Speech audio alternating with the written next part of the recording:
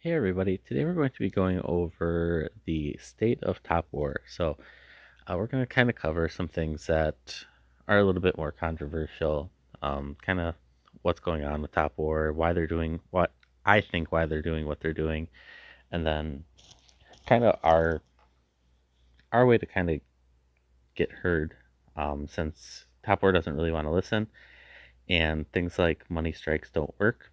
I'm gonna let everybody know here now that money strikes do not work. So if we stop spending, all that's going to happen is they're going to go, okay, what do you guys want? They're going to give us what we want a little bit. So if we say we wanted free gold shards, they're going to give us those free gold shards. But then what they're going to do is once we stop striking, they're going to come back with a new color shard that will cost 3 times as much. So I'm just going to let you guys know money strikes don't work. I've dealt with 4 or 5 of these money strikes in different games, and they just don't ever end well for us. Um, it always ends up better for the devs than it does for us. So they're going to pretend like they don't want a money strike, but really they don't care.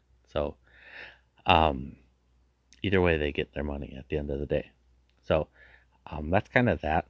I know kind of the big topic recently has been components, and sorry I cut that short, but I kind of want to show you guys. So the components right now, you can only slot certain ones into certain slots. So right now, you can only slot the available things in different slots.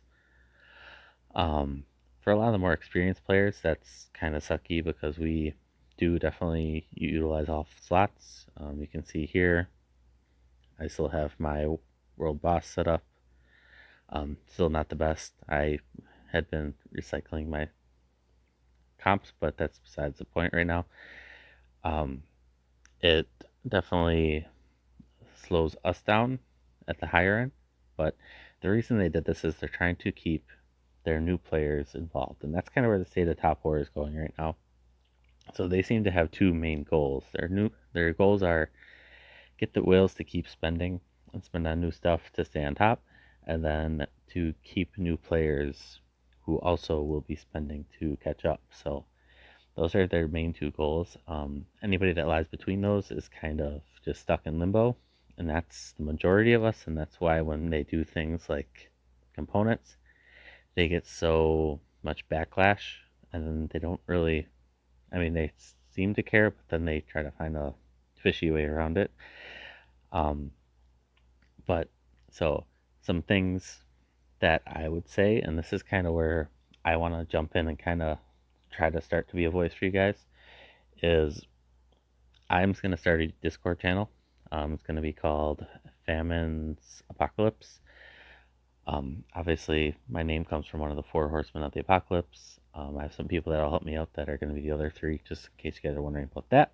But and there, we're just going to build a community that actually can be heard. It's going to be a friendly place. I don't want there to be any hate or fights and things like that. I want it to be a level-headed place where we're all able to communicate, and I'm going to have a channel where we can come up with ideas that are reasonable, and I will present them to the devs and Top War and River Game in an organized manner that basically tells what we think would help. Whether they take them into consideration or not, that's a different story, but the best way to approach us trying to actually get changes that we want is to present them that way. Otherwise, we're just going to kind of be thrown to the side, not heard, anything like that. So, some suggestions, for example, that I've come up with are the first one is to just slot all 10 components. If there isn't a place to slot them, then, or if there isn't a variety to slot them, then it makes it a lot easier to know where they have to be slotted. That would be the first thing. The other option is to let us slot what we want and to actually utilize the eye to show what the recommended best components are for PvP, or the best components for PvE are. Doesn't mean everybody has to use the eye then. Then players that actually enjoy the strategic side of the game can still experiment and do what they want. Whereas with how they have it set up right now, we're all being forced into a meta that they have set. So once you've changed these, you can't go back away from what you had. So like right now, if I change some of these comps out, I wouldn't be able to get back to this. Actually, I might be able to get back to that, but I wouldn't be able to get back to this up here because crit buff isn't in the first one. That's just armor buff.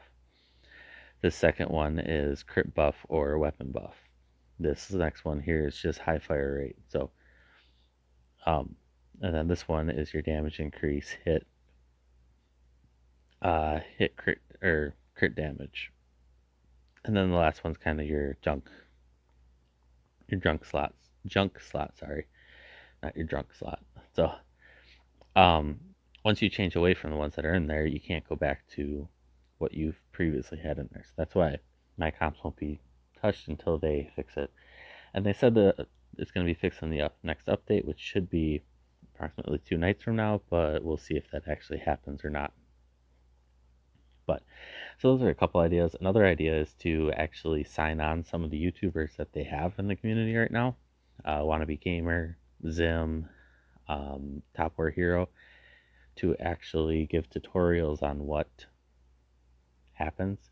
And they can make it so they tell us how long the videos would be.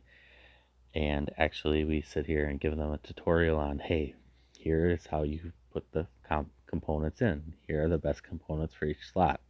And they can feed us the information and we can present it to the community in a way that can be seen, and then they can blast the videos through their mails. Now, that's up to them if they want to do that. I'm not saying that because obviously that benefits the YouTubers also, but um, these are just some of the ideas.